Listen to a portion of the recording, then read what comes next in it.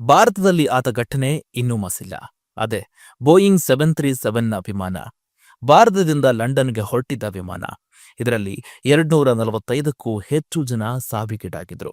ಈ ಘಟನೆ ಮಾಸುವ ಮುನ್ನವೇ ಚೀನಾದ ಶಾಂಘೈ ಪುಡಾಂಗ್ ವಿಮಾನ ನಿಲ್ದಾಣದಿಂದ ಜಪಾನಿನ ಟೋಕಿಯೋ ನರೀಟಾ ವಿಮಾನ ನಿಲ್ದಾಣದತ್ತ ಹೊರಟಿದ್ದ Japan airlines Boeing 737 flight JL8696 ವಿಮಾನ ತೀವ್ರ ತಾಂತ್ರಿಕ ದೋಷದಿಂದ 26,000 ಅಡಿ ಎತ್ತರದಿಂದ 10,500 ಅಡಿಗೆ ತಟ್ಟನೆ ಕುಸಿದಿದೆ.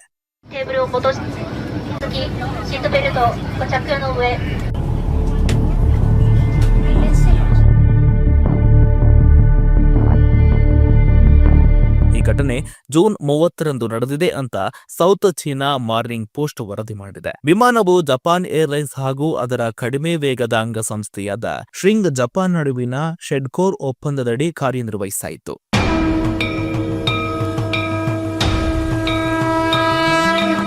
ನಮ್ಮ ವಿಜಯವಾಹಿನಿ ನ್ಯೂಸ್ ಚಾನೆಲ್ನಲ್ಲಿ ಪ್ರಮೋಷನ್, ಜಾಹೀರಾತು, ಅಡ್ವರ್ಟೈಸ್ಮೆಂಟ್ ನೀಡಲು ಸಂಪರ್ಕಿಸಿ 9535808456.